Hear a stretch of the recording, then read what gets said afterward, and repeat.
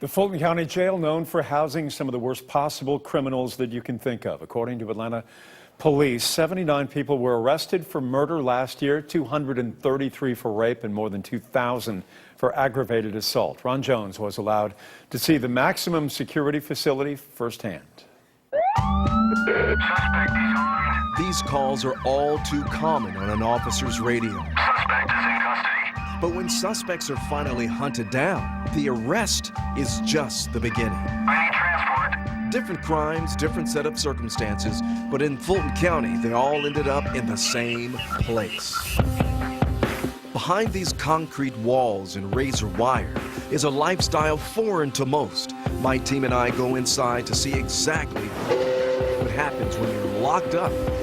We have about 13, 14 gangs, separate gangs. Colonel Mike Adger, the chief jailer at the Fulton County Jail, gives us an unprecedented, exclusive look at a totally different type of living, or should we call it survival.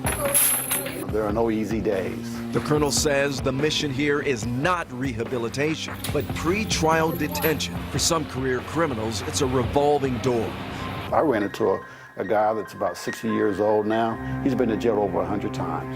How many times would you say you've been arrested in your lifetime? But jail staff hope the experience will keep them from coming back.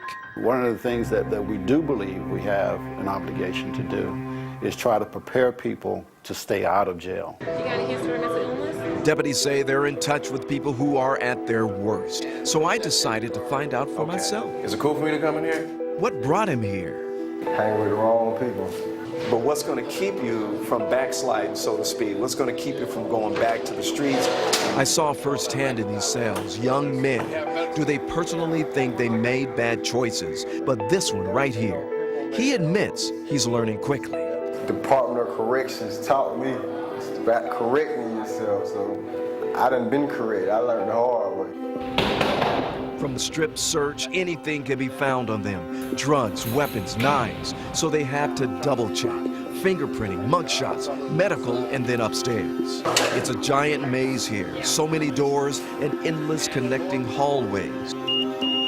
These officers know exactly what's going on. And the operator can configure the panel any way he wants. It's a bird's eye view from one of the control towers. The colonel says after some much needed security modifications, no one is escaping Fulton County Jail. Since we installed these locks, haven't had any unauthorized exits.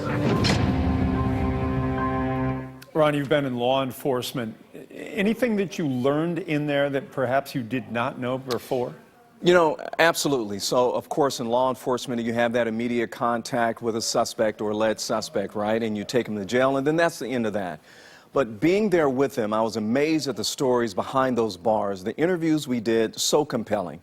So tonight, over on 11 Alive on the late feed, you're going to see my interview with an inmate, a young man. He's only 39 years old. He says he wouldn't want to live any other way. He's been in and out of Fulton County Jail dozens and dozens of times, and he considers himself a career criminal, and he says he's going to continue to do it as long as he can. That's coming up on the late feed at 11 o'clock. Are most of these people repeat offenders? I mean, are these people that have been in the system pretty much their entire lives, repeat customers, if you will? Yeah, a lot of them are, especially the young man we're going to talk to on the late feed. And you just heard the chief say that, you know, one inmate has been incarcerated at least 100 times. Wow. A lot of these young men, a lot of them are young men, they come from the streets, they come from broken families, they come from families many times where they're raised by maybe a single mom who's trying to make ends meet, the dad is not there, and so they look for family on the street, and then that's when they begin that life, that career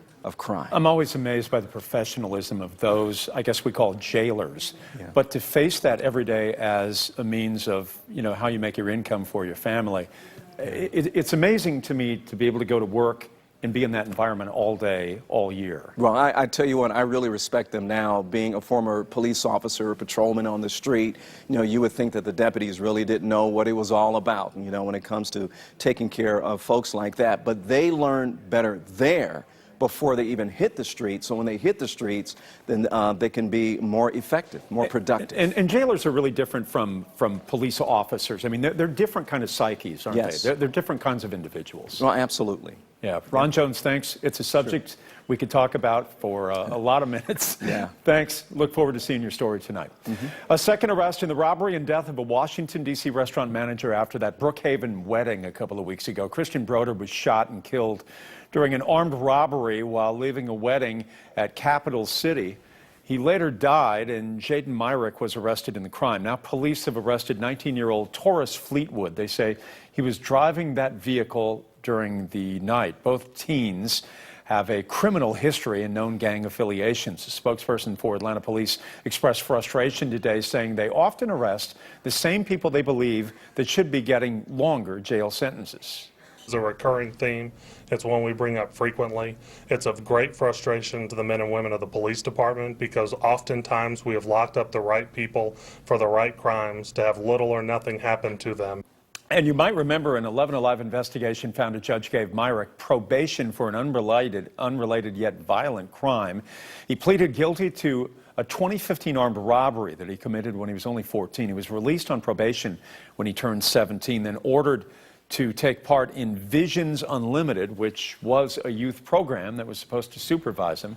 The program said that Myrick didn't show any indication of problems, but Fulton County's district attorney, Paul Howard, has told us there is no evidence that Myrick was complying with the judge's probation requirements and was still active in violent gang activities. That judge has told us she cannot comment on this case. You can read more about our investigation into the rehab program on 11alive.com. The country's national security chief stood shoulder to shoulder today, promising to defend against interference in the fall election by Russia or any other potential players. In a surprise appearance in the White House briefing room, those top officials were of the same mind that Russia is the prime threat, warning Russians are still at it. Here's NBC's Peter Alexander. Tonight, from America's top national security and intelligence officials, a united front, vowing to protect U.S. elections against a new round of threats from Russia and other adversaries. We acknowledge the threat. It is real. It is continuing. And we're doing everything we can to have a legitimate election that the American people can have trust in. Just 3 months ahead of the midterms, the officials detailing a pervasive Russian campaign to try to weaken and divide the U.S. Make no mistake, the scope of this foreign influence threat is both broad and deep. Our democracy itself is in the crosshairs. Though the officials note Russia's latest efforts are not as robust as in 2016, the response under President Trump, they say, will be stronger. The president has specifically directed us to make the matter of the election meddling and securing our election process a top priority. But noticeably absent the commander-in-chief, who just 2 weeks ago was still casting doubt on Russian meddling. Is Russia still targeting the U.S., Mr. President? Press, let's go. Standing with Vladimir Putin, seeming to reject the intelligence community's conclusions Russia interfered in 2016. I will tell you that President Putin was extremely strong and powerful in his denial today. The head of the FBI asked how Americans should square today's intel warning with a president who's repeatedly attacked his agency. I can assure the American people that the men and women of the FBI, starting from the director all the way on down, are going to follow our oaths and do our jobs. And they signaled a new strategy to conduct secret cyber operations against adversaries trying to interfere in U.S. elections. I won't discuss the specifics, except to state that our forces are well trained, ready, and very capable. Georgia's Democratic Party has filed an ethics complaint against Brian Kemp.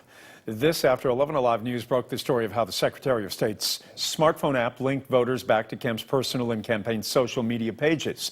We received a tip from a viewer and verified it was happening. Kemp's campaign said he did nothing wrong and that this is common practice for elected officials. As you know, he is the current Secretary of State running for the gubernatorial job. Yesterday, his office told us they removed the links on the app.